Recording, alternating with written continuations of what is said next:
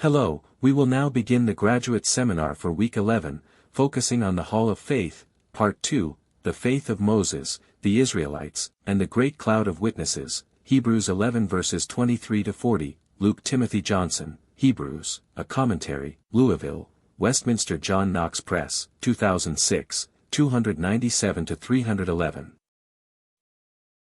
Welcome to our seminar. Our first topic is theological caution, Hebrews and the First Covenant. Let us turn to the commentary, where Luke Timothy Johnson states, quote, Hebrews does not even take up, indeed, was not in a position to take up, the status of Judaism as a religion among other religions in light of the experience of Jesus as exalted Lord, unquote. What this implies for our exegesis is that we must avoid projecting modern interfaith paradigms onto a first-century homily.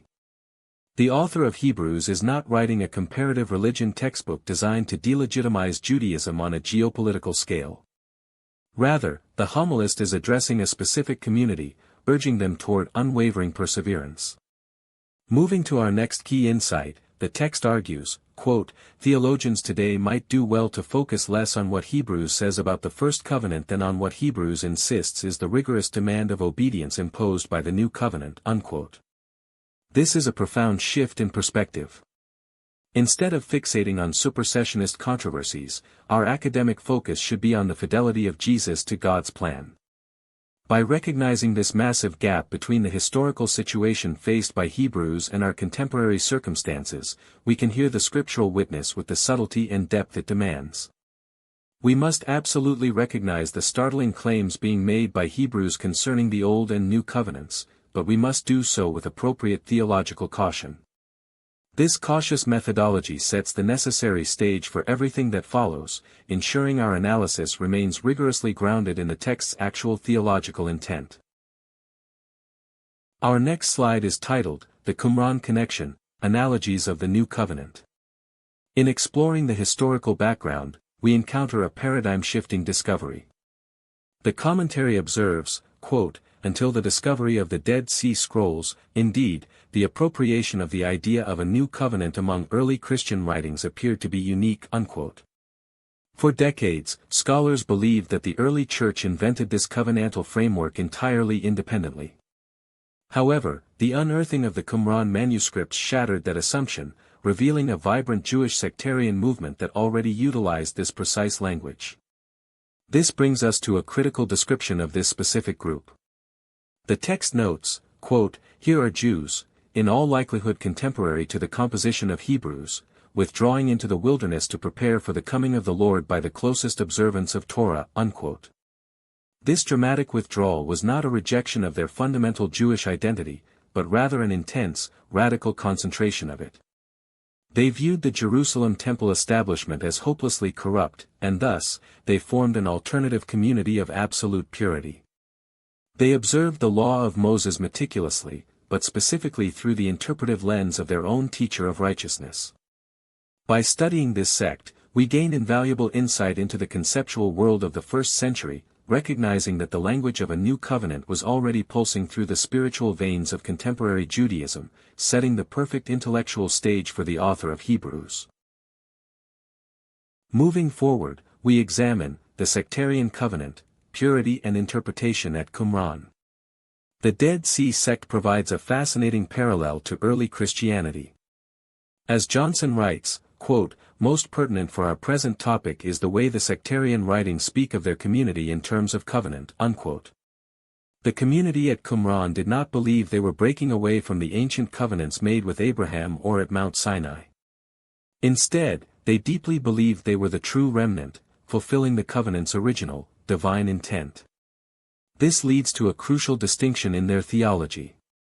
The text states, quote, their covenant of conversion was therefore in effect, a covenant they made with each other and God to follow the law of Moses according to a certain interpretation as a covenant of grace and covenant of justice, unquote. To enter the physical community was to enter this exact, rigid covenant. The Damascus document even explicitly uses the phrase New Covenant to describe what God miraculously established with them in their exile. Yet, we must recognize a monumental theological difference between Qumran and Hebrews. The Qumran covenant was entirely based on a sectarian interpretation of the law designed to maintain perfect ritual purity. In stark contrast, the sweeping claims made by Hebrews are based on the unparalleled, cosmic experience of Jesus entering the very presence of God in heaven.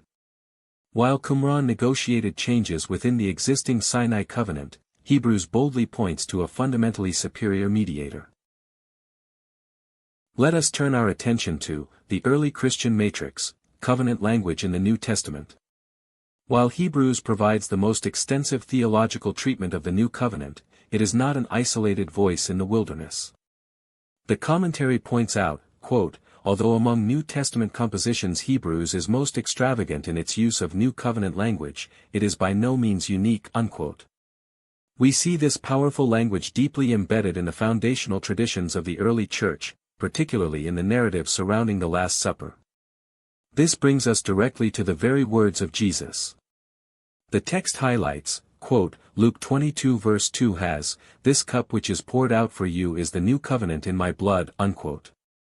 Whether we look at Luke, Paul, Mark, or Matthew, there is a unified, remarkable historical assertion: Jesus himself interpreted his impending, bloody death as the sacrificial seal of a covenant, deliberately mirroring the ancient blood rituals of Sinai found in the book of Exodus. This historical reality securely anchors the theology of Hebrews. The author is not arbitrarily inventing a novel theological concept, rather, he is providing a highly sophisticated, extended exposition of a deeply held community conviction. The New Covenant was already the beating heart of early Christian self-understanding, established by Christ's own radical self-interpretation long before the magnificent letter to the Hebrews was ever penned. Our next slide is Pauline Perspectives on the Covenants. To fully grasp the background of Hebrews, we must compare it with the writings of the Apostle Paul, who vigorously debated these precise issues across the Mediterranean world. The text notes, quote, Paul's language about the law of Moses is most vigorous and polemical in his letter to the Galatians, where we find two important statements about covenant, unquote. In Galatians, Paul employs a striking, almost shocking allegory contrasting Sarah and Hagar. He associates the majestic Sinai covenant with Hagar, the slave woman, bearing children for slavery, while the ancient promise to Abraham aligns with Sarah and the free Jerusalem above. Paul carefully avoids calling the Mosaic law a covenant in the same breath as the promise, fiercely protecting the absolute primacy of faith. We see this theological polemic reach its absolute zenith in 2 Corinthians. The commentary observes, quote, in 2 Corinthians Paul explicitly opposes the new covenant, which is not of the letter but of the Spirit, to an old covenant, which continues to be read without insight, unquote. Paul's devastating summary, that the letter kills, but the Spirit gives life, resonates deeply and harmoniously with the arguments we find in Hebrews. Both Paul and the author of Hebrews look back retrospectively from the definitive Christ event. In light of the life-giving Spirit poured out by the exalted Lord Jesus, both theologians conclude that the earlier covenantal framework is fundamentally inadequate. This shared eschatological perspective is absolutely foundational for our academic understanding of the biblical text. We now shift to a broader conceptual landscape in our slide titled, Sanctuaries Material and Ideal, the Pervasive Temple Symbol. In Excursus 6, we discover that the imagery of the sanctuary transcends the physical stones of Jerusalem. The text asserts, quote, when reading Jewish literature roughly contemporary to Hebrews, indeed, it is remarkable how powerful and pervasive is the symbol of the temple as the place of God's power, presence, and protection of the people, unquote. The physical temple built by King Solomon was undeniably awe-inspiring, but the prophetic tradition always fiercely maintained that God's presence was conditional, utterly dependent on the people's covenantal fidelity. This conditional nature leads to severe, uncompromising prophetic critique. The commentary reminds us, quote, it is against this backdrop that we understand Jeremiah's threat: those who rely on the temple as the guarantee of God's protection without observing the terms of the covenant are foolhardy, unquote. Both Jeremiah and Ezekiel personally witnessed the catastrophic failure of the earthly institution. Ezekiel even envisioned the terrifying glory of the Lord physically departing from the profaned sanctuary, choosing instead to become a living sanctuary for the broken, exiled people in Babylon. This historical trauma permanently decoupled the absolute presence of God from the physical building, turning the temple into a dynamic, incredibly adaptable symbol. This powerful symbol could now be projected into the distant future, or upward into the heavens, setting the perfect stage for the profound dualism we will soon encounter in the theology of Hebrews. Let us explore the historical developments in our next slide, historical ambiguities, from post-exilic to Herodian temples. The history of the Second Temple is fraught with profound, unyielding theological tension. As the commentary beautifully explains, quote, the post-exilic temple could not pretend to match the splendor of Solomon's temple or the sanctity of Ezekiel's ideal vision, unquote. After the joyous return from Babylonian exile, the reality of the rebuilt temple often fell tragically short of prophetic expectations. This gnawing disillusionment only deepened during the Hellenistic period, a time marked by corrupt, violent power struggles for the high priesthood and the traumatic desecration under Antiochus Epiphanes. Even the successful Maccabean revolt left lingering, painful doubts about legitimacy. The text elaborates, quote, the massive temple constructed by Herod suffered from the same ambiguity. Its size and splendor caused astonishment and pride. But many pious Jews were critical of the official cult from a variety of perspectives, unquote. Herod's architectural masterpiece was undeniably magnificent, inspiring awe across the entire ancient world. Yet, for rigorous groups like the Essenes and certain Pharisees, it was spiritually compromised from its foundation. By the time of the First Jewish Revolt, as Josephus bitterly lamented, the Zealots had completely profaned the sacred precincts, leading to its ultimate destruction by the fiery Roman siege. This relentless historical ambiguity fueled a profound, desperate yearning among the Jewish people for a sanctuary that was infinitely more real, holy, and incorruptible than the blood-stained stones of earthly Jerusalem. This yearning takes us directly to our next slide, apocalyptic imagination, heavenly and future temples. When the earthly reality failed, the religious imagination soared to breathtaking heights.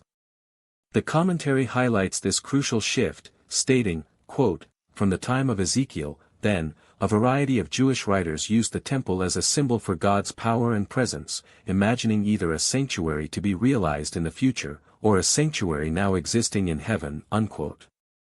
We see this vividly and colorfully in apocalyptic literature. Texts like Jubilees and 1 Enoch envision a glorious, eschatological house where the eyes of the blind are miraculously opened and God dwells eternally with a renewed people. But there is also a profound, immediate vertical dimension. The text points out, quote, the approach to the heavenly throne room is the central theme, indeed, of Jewish Merkabah mysticism. A classic expression is found in another Enoch book, unquote. Mystics and bold visionaries recounted astonishing ascents through the very heavens, passing through celestial veils to reach the terrifying throne of glory, surrounded by fiery streams and continuously singing cherubim. This apocalyptic and mystical matrix is absolutely critical for our study. The brilliant author of Hebrews did not invent the concept of a heavenly sanctuary out of thin air. He is actively utilizing a rich, deeply established vocabulary of heavenly ascent and divine architecture to articulate the supreme, unparalleled intercessory work of Jesus Christ, the ultimate, eternal high priest. Our next slide is titled, The Internalized Sanctuary, Philo, Rabbis, and Qumran. Beyond dramatic apocalyptic visions, another profound theological development occurred, the quiet internalization of the temple. The text provides a striking example from Hellenistic Judaism, quote, in Philo, for example, the human soul that acts virtuously is portrayed as the dwelling place of God, unquote.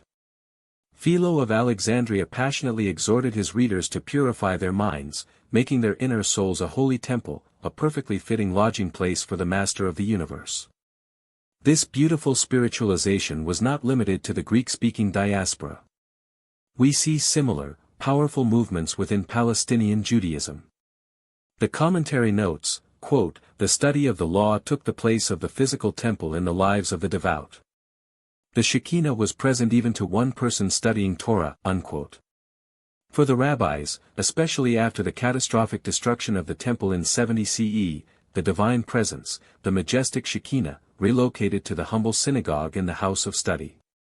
Similarly, the isolated Qumran community viewed their own strict, communal life as a perpetual spiritual sacrifice, functioning as a living temple offering atonement for the entire land. This widespread, deeply rooted metaphor of the living sanctuary directly parallels the New Testament imagery we see in the writings of Paul and Peter, where the community of believers itself astonishingly becomes the very temple of the living Holy Spirit. We now dive deep into the biblical text itself with our slide, The Rhetorical Strategy of Hebrews 9, Spatial and Temporal Axes. Hebrews chapter 9 sets the stage for a masterful, complex theological comparison. The commentary explains the inherent difficulty and brilliance of this text. Quote, the author works with two basic axes. One is spatial, the other is temporal. Each axis, however, is itself polyvalent, and, to make matters even more confusing, Hebrews is capable of merging the two. Unquote. On the horizontal, spatial axis, we have the simple architectural floor plan of the wilderness tabernacle, cleanly divided into the outer and inner tents. The priests bustle in the outer tent daily, while the high priest enters the inner tent only once a year. But the absolute genius of Hebrews lies in rotating this axis vertically. The text elaborates, quote, now passage from first tent to second is a passage from earth to heaven.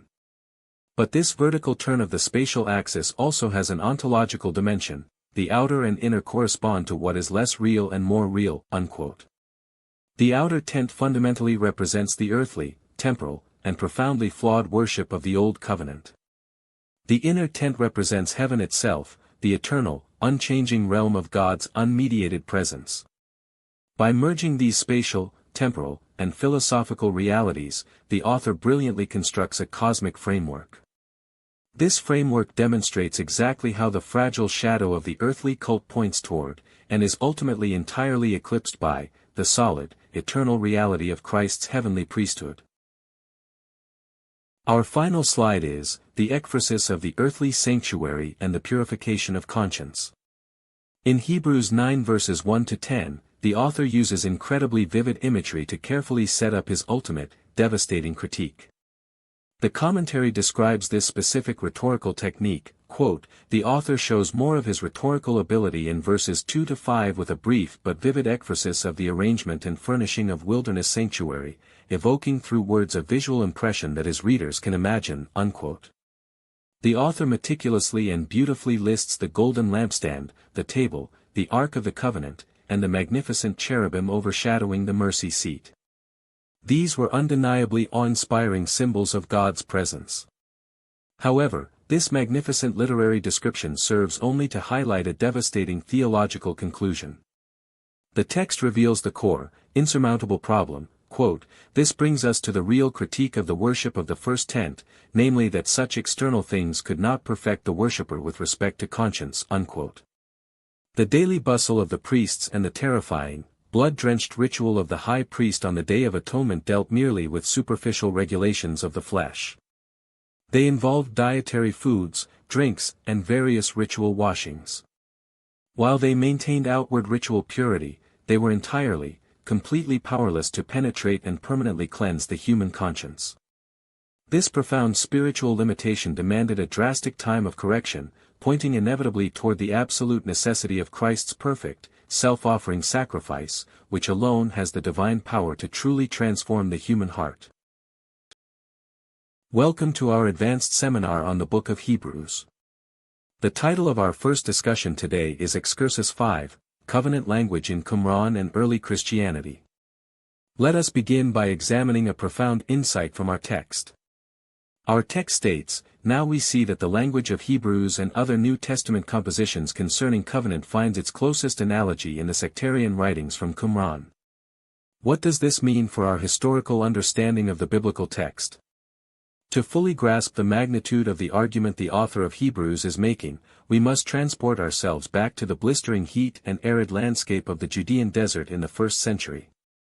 Imagine a group of deeply devout Jews who had become utterly disillusioned with the political corruption and spiritual decay of the priesthood in Jerusalem. They chose to withdraw entirely from society, marching into the harsh wilderness to prepare the way of the Lord.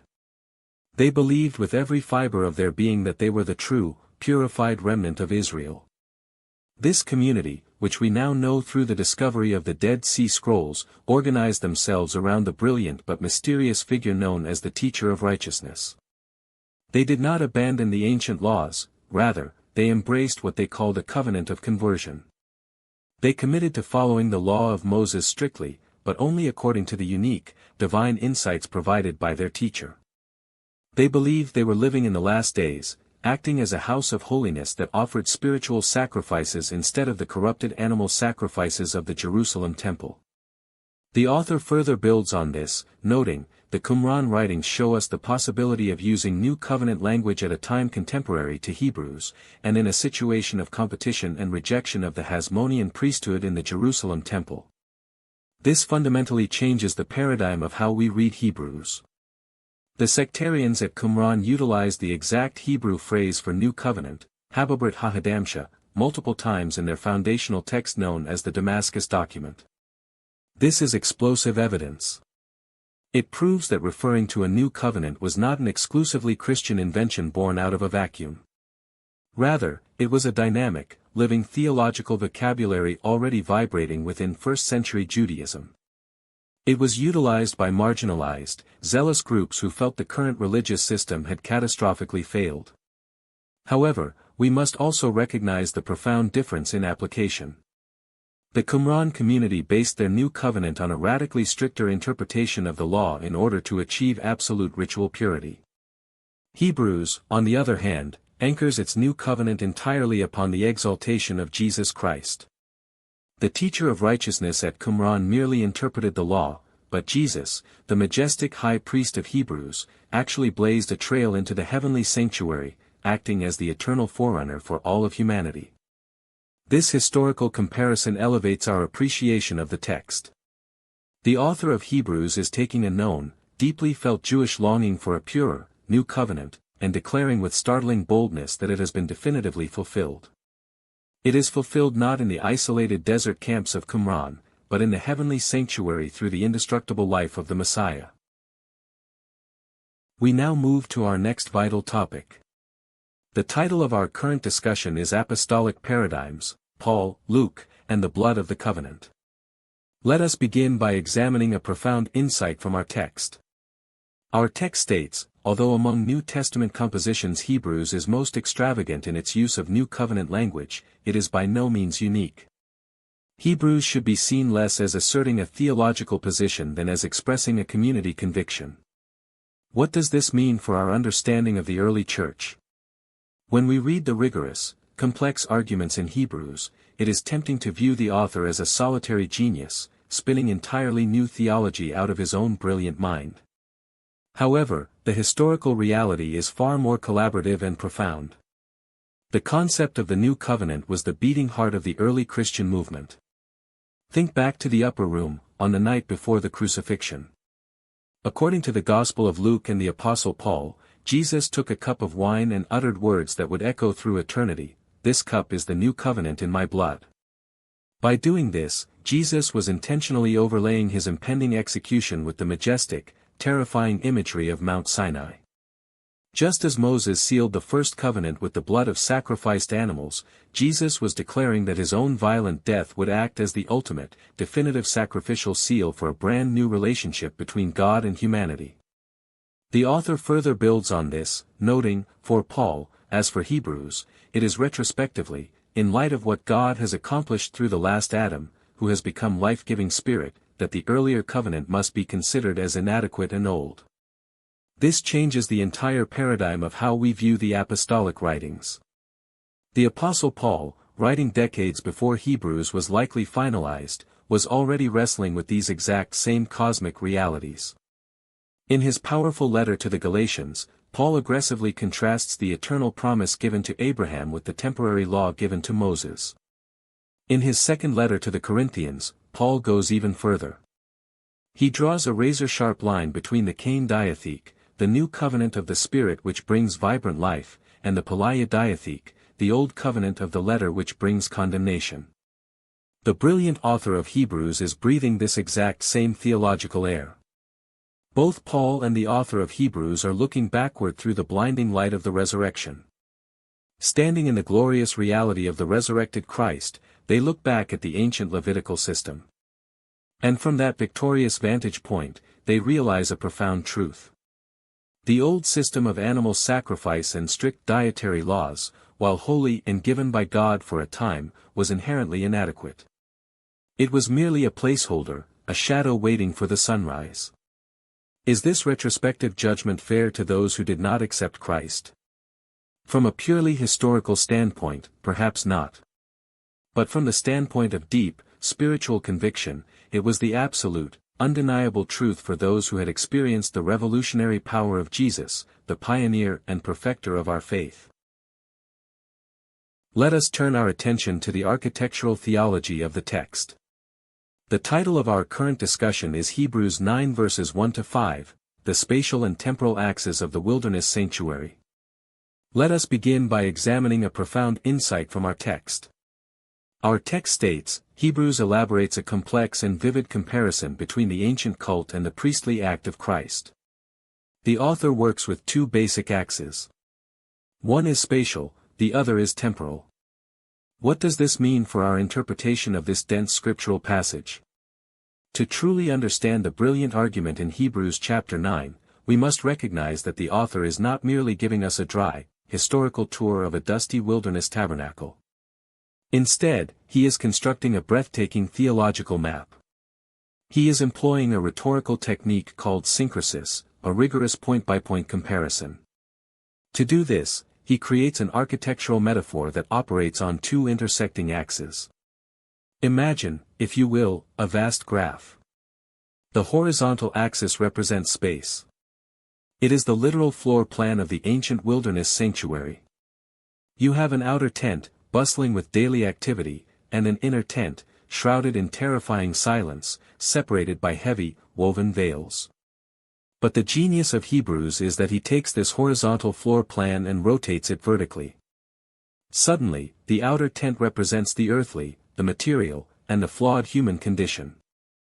The inner tent represents heaven itself, the pure ideal, the blazing presence of God.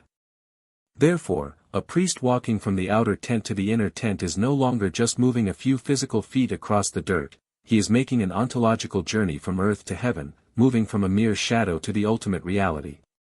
The author further builds on this, noting, the temporal axis is only slightly less complex. There is the contrast between the past and the present, but there is also the contrast, in Platonic terms, between the temporal as such and the eternal. This changes the entire paradigm of how we read the Old Testament cultus. Not only is there a spatial map, but there is also a timeline. The outer tent signifies the time of the Old Covenant, an era bound by the relentless ticking of the clock, characterized by endless repetition, bleeding animals, and constant change.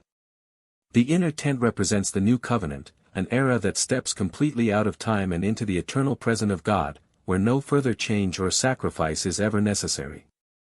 When you combine these spatial and temporal axes, the text becomes a masterpiece of theological geometry. The earthly sanctuary is a cosmikos, a worldly, material institution that was deliberately designed by God to point to a greater, transcendent reality. This brilliant use of typology allowed the early Jewish Christians to deeply honor their ancestral heritage while simultaneously explaining exactly why it had to be left behind. The shadow cast by the tabernacle is beautiful, and it is holy, but we must remember that it is still just a shadow. The true substance, the eternal reality that casts the shadow, is found only in the heavenly sanctuary, which has been triumphantly inaugurated by the blood of Christ. Let us step inside the ancient tabernacle itself. The title of our current discussion is Hebrews 9 verses 1-5, Ekphrasis and the Furnishings of the Holy Place. Let us begin by examining a profound insight from our text.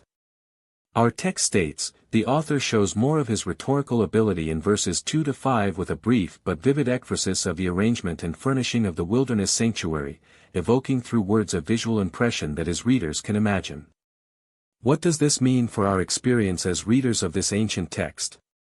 The author of Hebrews is employing a classic Greco-Roman rhetorical technique known as ekphrasis. This is the art of using highly descriptive, evocative words to paint a vivid picture in the mind of the audience. He wants us to smell the ancient wood, see the glint of the hammered gold, and feel the heavy texture of the woven veils. He takes us by the hand and walks us into the outer tent, the Hagia. Here, in the dim light, he points out the golden lampstand, the menorah with its 7 flickering flames casting long shadows. He directs our gaze to the sacred table of acacia wood, upon which sits the presentation of the breads, the 12 loaves representing the tribes of Israel, standing perpetually before the Lord. It is a scene of intense, quiet holiness. The author further builds on this, noting, as Hebrews turns to the arrangements of the tent called Holiest Sanctuary, we are struck by the placement of the golden incense altar within this second tent. This changes the entire paradigm of historical scholarship regarding this passage. If you are a meticulous student of the Old Testament book of Exodus, you might immediately notice a glaring architectural anomaly here. According to the traditional understanding, and the writings of ancient historians like Josephus and Philo, the golden altar of incense was located in the outer tent, just before the veil, not inside the Holy of Holies. In fact, some ancient scribes were so bothered by this that they actually tried to alter the manuscripts of Hebrews to fix what they thought was a mistake. But why does Hebrews place the Thymiaterion, the incense altar, behind the second veil? The answer lies in the Greek translation of the Old Testament, the Septuagint.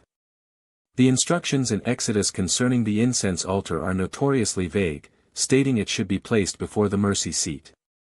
The thick clouds of incense were intrinsically linked to the covering of the Ark of the Covenant, protecting the high priest from the fatal glory of God's presence.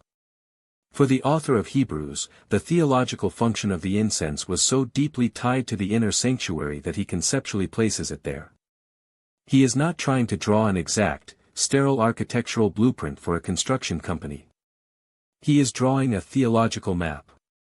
He rapidly lists these glorious, golden items, the lampstand, the table, the altar, only to immediately dismiss them with a wave of his hand, stating, "Now is not the time to speak of these things in detail." His point is clear. Do not get distracted by the sparkling golden furniture of the earthly tent. They are merely stage props preparing us for the ultimate entrance of the true high priest, Jesus Christ, into the heavenly reality. We now step behind the heavy, forbidding veil. The title of our current discussion is Hebrews 9 verses 1-5, the mercy seat, the cherubim, and the divine throne. Let us begin by examining a profound insight from our text. Our text states, finally, and climactically, Hebrews draws its listeners to imagine the mercy seat with its overshadowing cherubim. 3 nuances or implications of Hebrews' description would be obvious to the careful reader of Scripture. What does this mean for our understanding of the very heart of Jewish worship? As we mentally pull back the heavy curtain to enter the Hagia Hagion, the Holy of Holies, we are confronted with the most sacred object in antiquity, the Ark of the Covenant. Inside this golden chest rest 3 miraculous artifacts, the golden jar of manna, the dead wooden rod of Aaron that miraculously flowered, and the heavy stone tablets of the 10 Commandments. But it is not the contents of the box that draw the author's deepest theological focus, it is the lid. This heavy golden cover is called the caprid in Hebrew, and the hilasterion in Greek, commonly translated as the mercy seat. Looming above it are the massive, hammered gold wings of the cherubim. There are 3 critical theological realities attached to this mercy seat. First, it is the absolute epicenter of God's presence. God explicitly promised Moses, "There I will meet with you," from above the mercy seat. The consuming fire of God's effective presence, His glory, rested right there. This is why the author accurately calls them the cherubim of glory. The author further builds on this, noting, the second nuance is that this arrangement of ark, mercy seat, and cherubim is also understood to be God's throne from which He rules. This changes the entire paradigm of how we view Jesus' ascension into heaven. In the ancient Near East, the ark was viewed as the literal footstool of the Almighty, with the wings of the cherubim forming His royal seat. When the Psalms declare, "The Lord reigns, let the peoples tremble. He sits enthroned upon the cherubim," they are talking about this exact spot. Now, connect this to the staggering claims Hebrews has already made about Jesus. The author has repeatedly stated that the resurrected Son has taken his seat at the right hand of the Majesty on high. To approach Jesus is to approach the throne of grace. The third nuance is perhaps the most terrifying and beautiful. The mercy seat was the exact, bloody location where the high priest, trembling with fear, would sprinkle the blood of a bull and a goat once a year on the Day of Atonement to absorb the wrath of God against the sins of the nation. When we synthesize these three massive concepts, the presence of glory, the throne of power, and the altar of blood, we unlock the genius of Hebrews. For the author, the resurrection and ascension of Jesus Christ was not just a geographic relocation to the clouds. It was simultaneously an entry into the blinding glory of God's presence, a royal coronation upon the throne of the universe, and the ultimate, final act of high priestly blood sacrifice. Now we move from the architecture to the action. The title of our current discussion is Hebrews 9 verses 6 to 10, the calculus of priestly ritual and the limitations of flesh. Let us begin by examining a profound insight from our text. Our text states, the major comparison is that between the worship of the first covenant and that of the second covenant mediated by Christ. To make that comparison, however, the author makes another, between the bustling activity of ordinary priests, and the activity of the high priest once a year. What does this mean for our understanding of ancient temple worship? Imagine standing in the courtyard of the ancient tabernacle. It was a place of sensory overload. The air was thick with the smell of roasting meat, burning fat, and strong incense. It was a place of constant, exhausting labor. The author describes the work of the ordinary priests using the Greek phrase diapantos, meaning regularly or continually. Day after day, shift after shift, the priests slaughtered animals, trimmed the wicks of the golden lamps, and replaced the heavy bread. It was a bustling, noisy, never-ending cycle of religious sweat and blood. But then, the author sharply contrasts this daily grind with the chilling singularity of the Day of Atonement. In stark opposition to the many priests stands the one high priest, alone, monos. In contrast to the constant, daily activity stands the terrifying, unrepeatable moment when he enters the inner tent just once, hapax, a year. The author further builds on this, noting, in the Platonic worldview, the many is always inferior to the one. But the gifts and sacrifices offered in the earthly sanctuary deal only with externals. They are regulations of the flesh. This changes the entire paradigm of how we view the efficacy of the Old Testament law. In the philosophical mindset of the first century, anything that had to be endlessly repeated was inherently flawed. If a medicine cures you, you stop taking it. If you have to take it every single day, it means the disease is never truly eradicated. The constant bustling of the ordinary priests was daily proof that the blood of bulls and goats was not actually fixing the core problem of humanity. Furthermore, the author points out a devastating limitation of the high priest's yearly entrance. When he trembles before the mercy seat, he is only offering blood for himself and for the agnoimeton, the unintentional or ignorant sins of the people. Deliberate, high-handed rebellion was not covered by this system. Ultimately, the author dismisses the entire Levitical apparatus as merely dikaiomata sarkos, regulations of the flesh.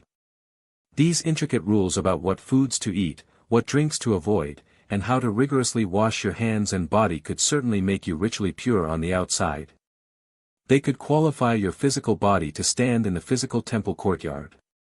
But they were completely powerless to penetrate the human chest cavity and scrub the darkness out of the human soul.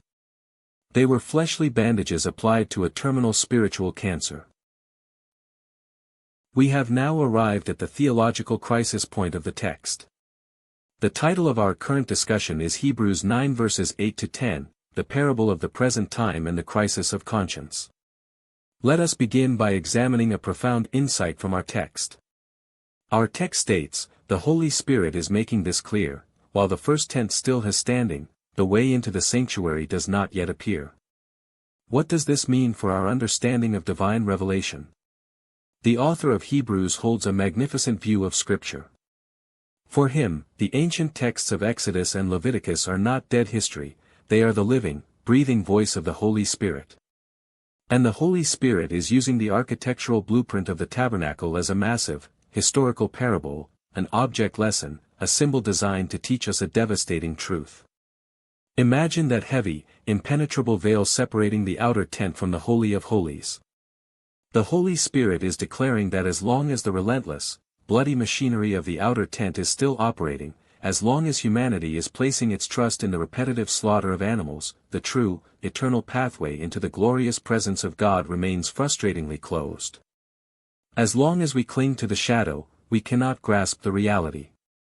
The author further builds on this, noting, "This brings us to the real critique of the worship of the first tent, namely that such external things could not perfect the worshipper with respect to conscience.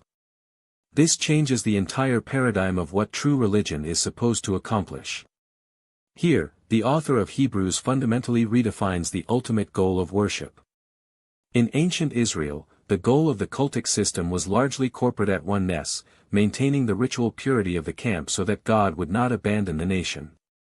But Hebrews drives the knife much deeper into the human condition. He argues that true perfection, teleon, is deeply personal and intensely moral. It is about the syneidesis, the human conscience. Imagine the psychological torment of the ancient worshipper. You bring your lamb to the priest. You watch its throat be cut. You see its blood splashed on the bronze altar. You walk away legally, ritually clean. But when you lay your head on your pillow in the darkness of the night, your mind is still haunted by the memory of your sin. The blood of the animal did not wash the guilt out of your mind. Your conscience is still stained. Your inner moral awareness remains utterly defiled. This is the tragic limitation of the Old Covenant. It dealt exclusively with the flesh, but it left the soul drowning in guilt. Because the conscience remained terrified of God's judgment, the worshipper could never confidently enter God's presence. Therefore, the entire system was screaming out for a massive, cosmic overhaul, what the author calls a season of correction. Humanity desperately needed a sacrifice so powerful, so pure, that it could pierce through the flesh and surgically cleanse the human conscience forever. Let us zoom out to observe the sweeping landscape of history. The title of our current discussion is Excursus 6, The Trajectory of Ideal Sanctuaries in Jewish Antiquity. Let us begin by examining a profound insight from our text. Our text states, as with its language about a new covenant, so does Hebrews contrast between an earthly and a heavenly sanctuary fit within contemporary Jewish religious literature. Other Jews also found fault with actual sanctuaries throughout the history of Israel. What does this mean for our interpretation of Hebrews? It is very easy for modern readers to assume that when Hebrews attacks the earthly temple system, it is launching a hostile, anti-Jewish polemic. But this is a severe misunderstanding. The author of Hebrews is actually participating in a long, deeply emotional tradition of Jewish self-critique. The Jewish people had a beautifully complex, and often heartbreaking, relationship with their physical temples. Think of the magnificent temple built by King Solomon. It was an architectural wonder, filled with the blinding glory of God. But within a few generations, the people began to treat it like a magical talisman, believing that because they possessed the building, God would never let their enemies destroy them, regardless of how wickedly they behaved. The prophet Jeremiah stood in the gates of that very temple and screamed against this superstitious hypocrisy, warning them that God would smash the building to pieces if they did not repent. And God did exactly that, using the Babylonian army. The author further builds on this, noting, Ezekiel has a vision in which he is brought by the Spirit back to Jerusalem to witness all those abominations carried out in the temple itself, and the subsequent leaving of the temple of God's glory. This changes the entire paradigm of where God lives. Ezekiel, a priest heartbroken in exile, saw a terrifying vision of the Shekinah glory of God literally packing its bags, rising up from the cherubim, and abandoning the desecrated temple in Jerusalem. From that moment on, a profound shift occurred in the Jewish theological imagination. If God's protective presence was not permanently locked inside a stone building in Jerusalem, where was it? When the exiles returned and rebuilt a much smaller, inferior temple, many wept aloud because it lacked the glory of the first. Later, during the Hellenistic period, the priesthood became deeply corrupted by politics and greed. In response to this unending chain of historical disappointments, Jewish apocalyptic writers began to lift their eyes to the sky. In texts like 1 Enoch and the Book of Jubilees, we see the flourishing of a beautiful, desperate hope. They began to write about a perfect, uncorrupted, eschatological temple that God Himself would build in the new creation. Some mystics even wrote of ascending into the heavens and beholding a blazing, celestial throne room that already existed outside of time. Therefore, when Hebrews talks about a heavenly sanctuary, he is speaking a language his Jewish audience already intimately understood and desperately longed for. We now arrive at the magnificent turning point of the entire epistle.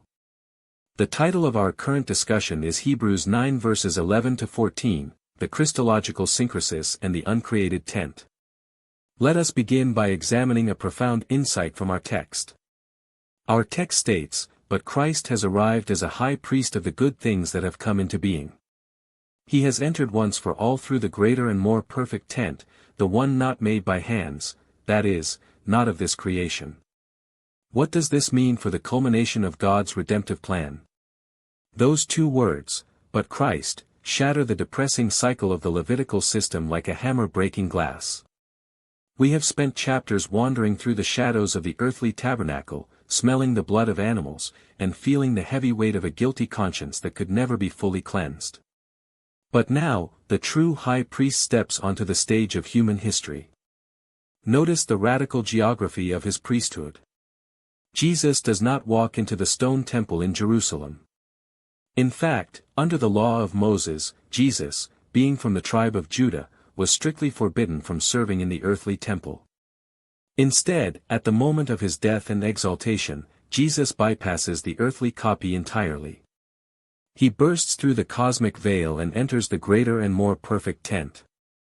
The author explicitly defines this tent as ou kairopoietou, not made by hands, meaning it is not a part of this physical, created universe. He marches straight into the uncreated, eternal command center of heaven itself. The author further builds on this, noting, "How much more will the blood of Christ, who through the eternal Spirit offered himself to God as blameless, cleanse our conscience from dead works so that we might serve the living God." This changes the entire paradigm of how salvation actually works. Remember the rule established earlier, every high priest must have something to offer.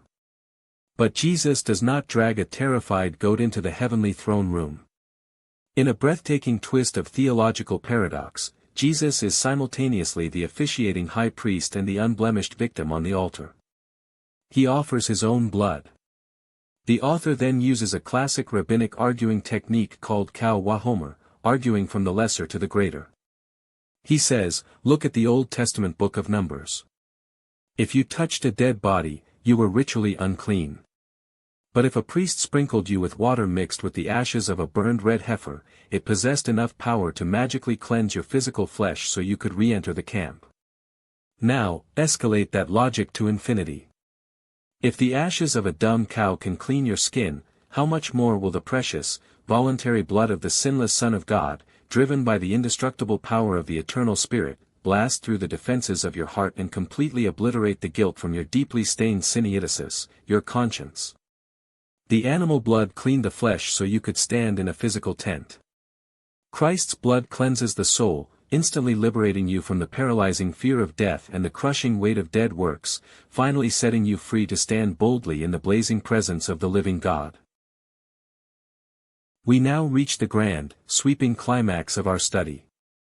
The title of our final discussion is Hebrews 9 verses 15 to 28, the eschatological hapax and the inauguration of the true covenant. Let us begin by examining a profound insight from our text. Our text states, "Now wherever there is a will, it is necessary that the death of the will maker be established." For a will is valid on the basis of people being dead.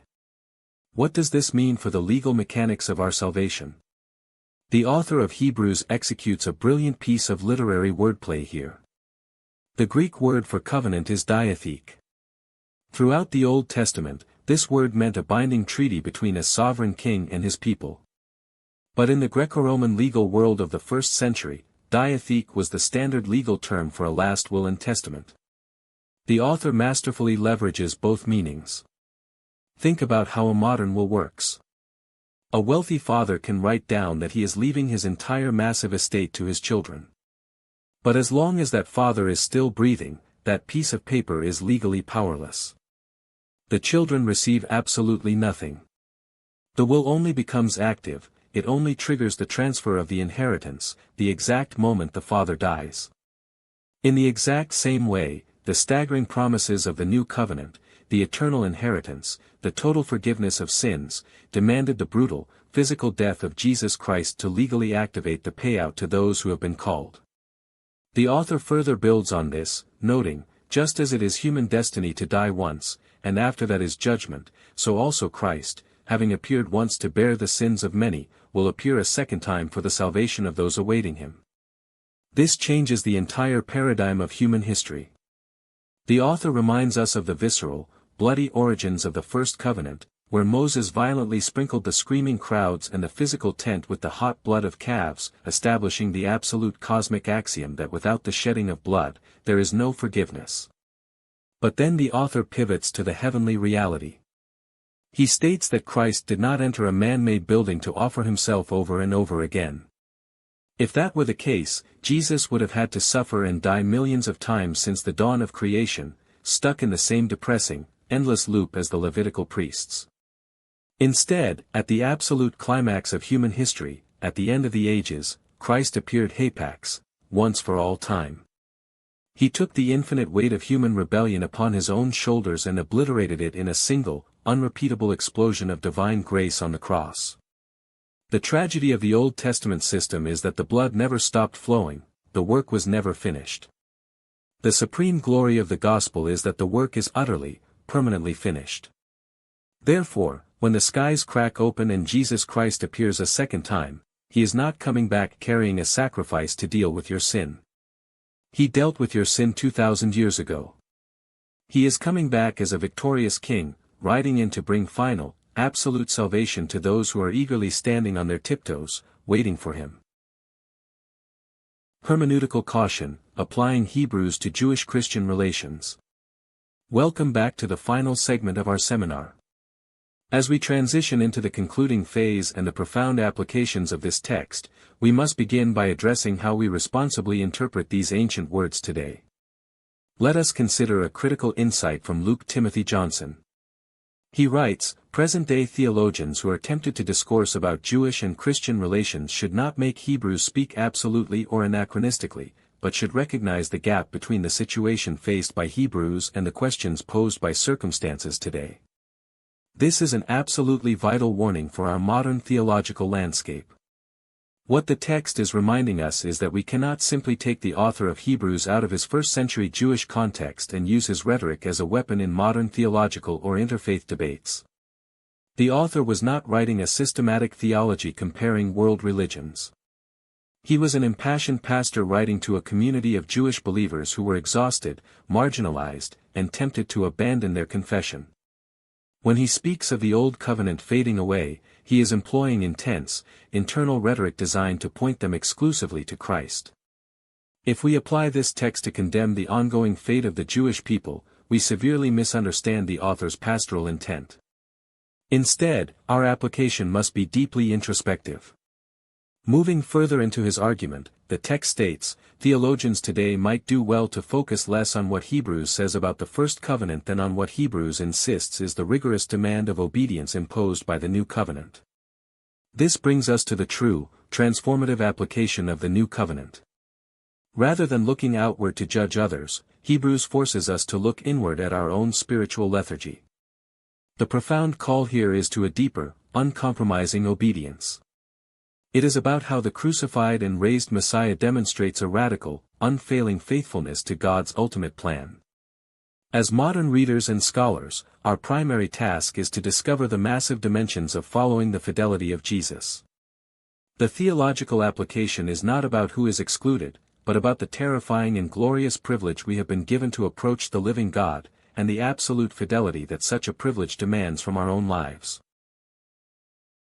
Contextual application, Qumran and the covenant of conversion.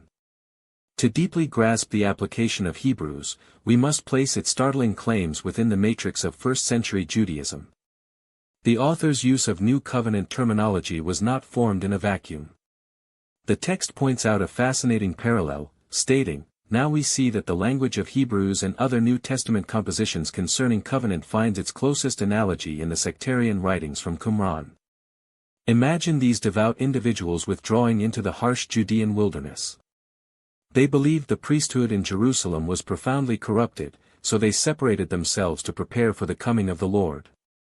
They viewed their isolated community as the authentic, purified remnant of Israel. What makes this so crucial for our application today is realizing that declaring a new covenant was a way of asserting absolute, radical loyalty to God in a time of profound religious compromise. They didn't abandon the law, they intensified it. As the text further explains, their covenant of conversion was therefore in effect, a covenant they made with each other and God to follow the law of Moses according to a certain interpretation as a covenant of grace and covenant of justice. Think about the gravity of a covenant of conversion. It was a binding pledge to live entirely differently from the surrounding culture. However, the ultimate theological application for us lies in the stark contrast between Qumran and the Christian confession.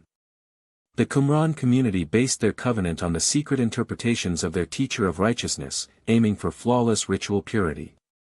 But Hebrews declares that our covenant is not based on a new legal interpretation, but on a cosmic, historical event. Our covenant is anchored in Jesus Christ, who has permanently ripped open the veil and entered the very presence of God as our forerunner. The application is staggering. We are not called to wilderness isolation and endless washings. We are called to boldly follow our high priest into the true heavenly sanctuary, transformed from the inside out by his perfect sacrifice. Synthesizing the New Covenant in early Christian traditions. As we analyze the theological architecture of Hebrews, we must realize that the author is not inventing a rogue theology.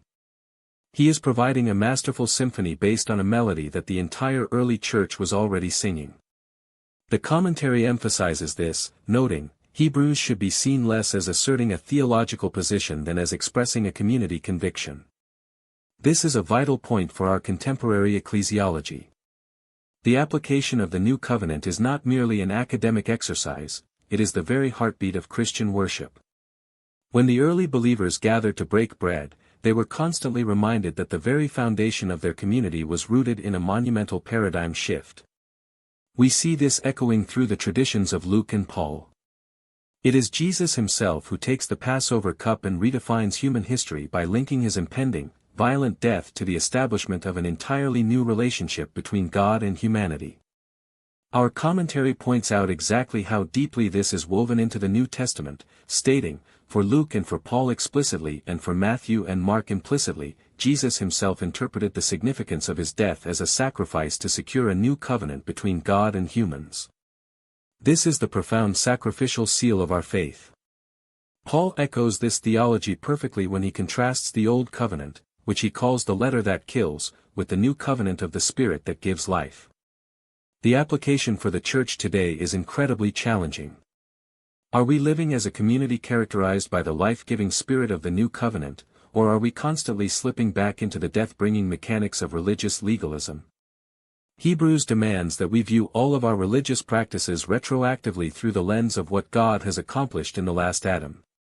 The new covenant is not just a theological upgrade, it is an entirely new mode of existence secured by the blood of Christ. The spatial and temporal axes of sanctuary symbolism. To truly appreciate the theological genius of Hebrews chapter 9, we must understand the complex, multidimensional framework the author uses to construct his argument. He is essentially giving us a theological blueprint.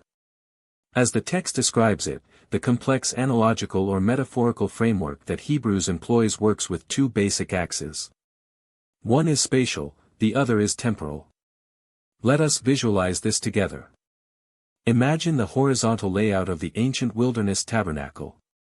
You have the first tent, the holy place, and behind a thick veil, the second tent, the holiest sanctuary. But the author takes this architectural floor plan and violently tips it on its side, turning the horizontal into the vertical. The outer tent suddenly represents the entire earthly, material realm, while the inner tent represents the heavenly, divine realm where God truly dwells. This is a profound cosmological application. But he does not stop there. He merges this spatial map with a temporal timeline. The commentary illuminates this brilliantly, stating, "The outer tent therefore can stand both for earthly, temporal worship and for the worship of the first covenant.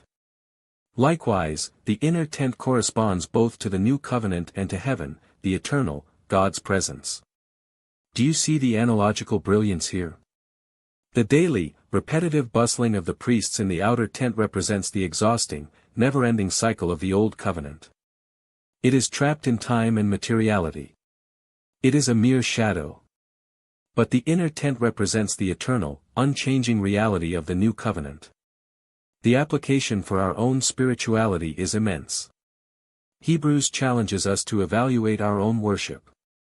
Are we constantly lingering in the outer tent, satisfied with external religious activities, bound by time and material things? Or have we recognized that Christ has fundamentally pierced through the veil of the cosmos, inviting us into the eternal, unshakable presence of God? The earthly sanctuary as a theological parable. Moving deeper into the 9th chapter, the author reveals the ultimate theological purpose behind the intricate details of the earthly tabernacle. It was never meant to be the final destination. The text states, "The Holy Spirit is making this clear, while the first tent still has standing, the way into the sanctuary does not yet appear." What a breathtaking assertion! The author is claiming that the Holy Spirit intentionally designed the architecture of the wilderness tabernacle to preach a visual sermon. The continuous, daily operation of the outer tent, with all its elaborate rituals and endless sacrifices, actually served to physically block and obscure the path into the Holy of Holies. It demonstrated that under that system, direct access to God was fundamentally restricted. The author explicitly calls this setup a parable, or a symbol for the present time. As our scholarly text elaborates, when the shadow is taken to be the reality, human hopes are misplaced. The present, then, is a season of correction insofar as the true reality has made clear, for those who can see, the inadequacy of the former cult. Think about the gravity of the term, a season of correction. Everything has been recalibrated by the arrival of Jesus Christ. The parable has finally been explained. The earthly tent was a shadow pointing to a massive, cosmic reality. The theological application for the modern church is a stark warning. We must ask ourselves, do our ecclesiastical structures, our rituals, and our religious traditions serve as transparent windows into the heavenly sanctuary, or have they become opaque walls? If we mistake the shadows of our religious routines for the ultimate reality of Christ's presence, we completely miss the message of the parable. We are living in the season of correction, and our worship must reflect the unobstructed access that Jesus has won for us. From fleshly regulations to the perfection of conscience. We now arrive at the devastating core of the author's critique against the ancient sacrificial system. The problem was not that the priests weren't working hard enough, the problem was ontological. The system was fundamentally incapable of reaching the human heart. The text explains that these sacrifices are regulations of the flesh laid down until a time of correction, dealing only with foods and drinks and various washings. No matter how much water was used in ritual purification, no matter how strictly the dietary laws were observed, these actions were permanently trapped in the external, material realm. They were merely regulations of the flesh. They could wash the skin, but they could never wash the soul. The author then completely redefines the ultimate goal of all true religion. As the commentary points out, Hebrews makes the perfecting of the worshipper the implied goal of the cult. This perfection is intimately connected to the conscience. The Greek word here is syneiotesis, which refers to our deepest, internal moral awareness, the very core of our consciousness before God. The text declares that the old sacrifices were not able to perfect the worshipper with respect to conscience. Imagine the psychological torment of the ancient worshipper. You bring a sacrifice, the blood is shed, you go home, but the internal weight of guilt, the deep moral consciousness of alienation from God, remains completely untouched. The application for us today is profound.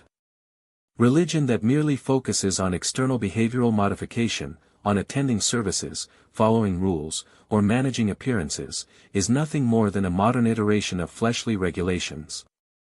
It leaves the conscience dead.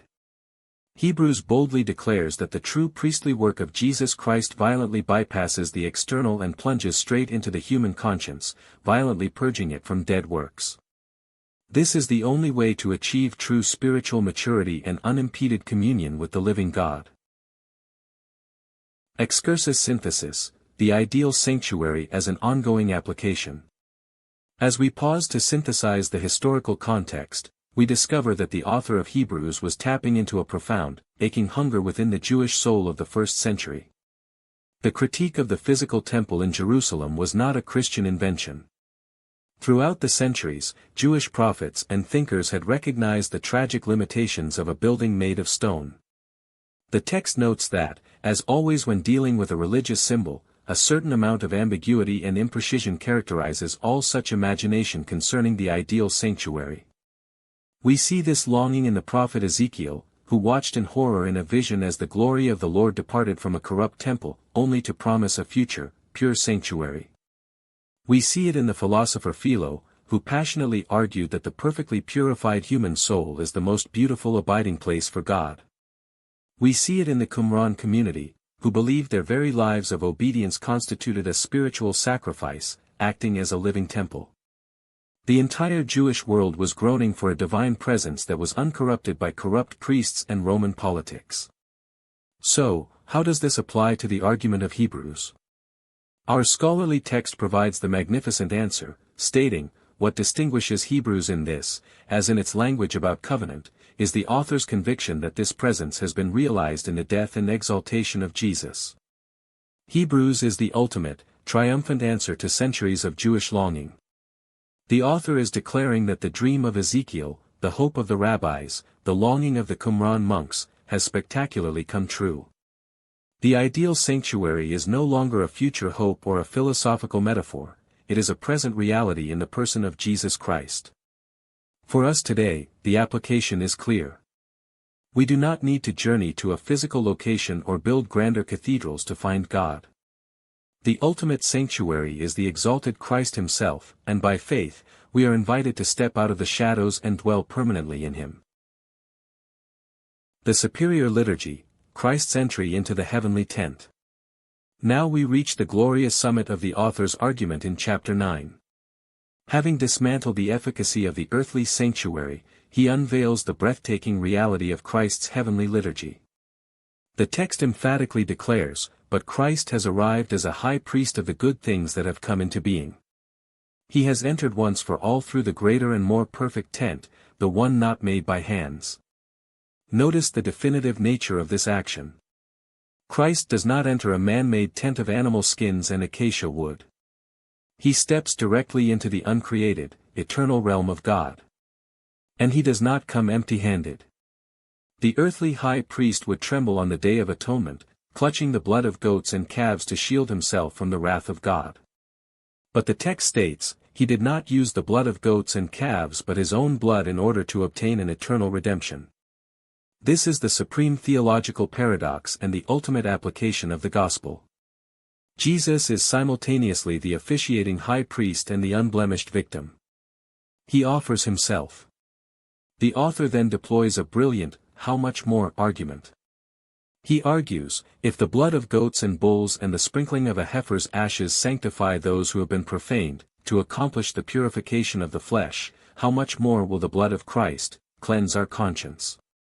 If ancient rituals possessed a temporary, external power, the eternal redemption secured by the blood of the Son of God is infinitely more explosive and transformative. It detonates within the human conscience, obliterating the paralyzing guilt of dead works. The application is a call to radical freedom. We are no longer slaves managing our sin through external rituals. We have been internally shattered and remade by the blood of Christ, totally liberated for one singular purpose, to serve the living God with a completely clean conscience. The dual nature of diatheke, covenant and testament. As we analyze verses 15 through 22, we encounter one of the most brilliant and sophisticated rhetorical maneuvers in the entire New Testament. The author wants to logically prove why the Messiah had to die. To do this, he exploits the magnificent double meaning of a single Greek word. The text reads, "Wherever there is a will, it is necessary that the death of the will-maker be established." The Greek word translated as will here is diatheke. Throughout the Greek Old Testament, this word was used to translate the Hebrew concept of a covenant, a binding relational treaty between God and his people. But in everyday, secular Greek society, diatheke meant something else. It meant a last will and testament. The author masterfully pivots on this dual definition. He argues that if the new arrangement God has made with us is a diatheke, a last will and testament, then according to basic legal logic, as the text states, a will is valid on the basis of people being dead, because when the will-maker is alive, it does not yet have effect. Think about the profound application of this legal reality. You cannot receive an inheritance while the wealthy benefactor is still breathing. The death is the absolute prerequisite for the distribution of the wealth. In the same way, the infinite riches of God's grace, the eternal inheritance promised to the called, were locked in the heavenly vault until the moment Jesus Christ expired on the cross. His death was not a tragedy, it was the definitive legal mechanism that activated the New Testament. The author even applies this logic backward to Moses, noting that the first covenant was also initiated in a massive slaughter of animals, cementing the absolute biblical axiom that without the shedding of blood, there is no forgiveness. The theological application for us is overwhelming gratitude. Our eternal inheritance is not something we earn, it is a legally binding bequest, permanently secured and irrevocably paid for by the sovereign death of the testator, Jesus Christ. Eschatological consummation, the once-for-all sacrifice. We bring our seminar to a close with the towering, eschatological climax of Hebrews chapter 9. The author drives home the absolute, unshakable finality of what Jesus has done. The entire argument hinges on one explosive Greek word, hapax, meaning once for all. The text declares, Christ did not enter into a sanctuary made by hands, a copy of the real things, but into heaven itself, now to appear before the face of God in our behalf. The earthly high priest had to make the terrifying journey behind the veil year after agonizing year, because animal blood could never permanently eradicate sin. But the author argues that if Christ's sacrifice operated on that same repetitive cycle, as the text reasons, then it would be required of him that he suffer from the creation of the world. But that is unthinkable. Instead, the author gives us this majestic theological declaration, rather, he has now once for all, at the end of the ages, been manifested for the cancellation of sin through his sacrifice. The ages have collided. The cosmic problem of human rebellion has been violently and permanently cancelled in a single, unrepeatable historical moment. There is nothing left to add to the atonement. It is utterly finished. The author then beautifully applies this theological reality to the terrifying reality of human mortality. He draws a final, chilling parallel. The text says, just as it is human destiny to die once, and after that is judgment, so also Christ, having appeared once to bear the sins of many, will appear a second time for the salvation of those awaiting him. This is our ultimate, eschatological hope. Every human being faces the singular, unrepeatable event of death. But because Christ stepped into our mortality and faced the judgment of our sin once for all, his second coming will not be a terrifying event of wrath. When the high priest steps back out of the heavenly tent, he will not be carrying blood to deal with sin. He will be carrying the final, glorious salvation for those who are eagerly waiting for him in the courtyard of this world. This is the great application of Hebrews. We live in the absolute confidence of a finished sacrifice, eagerly straining our eyes toward the horizon for the return of our great high priest.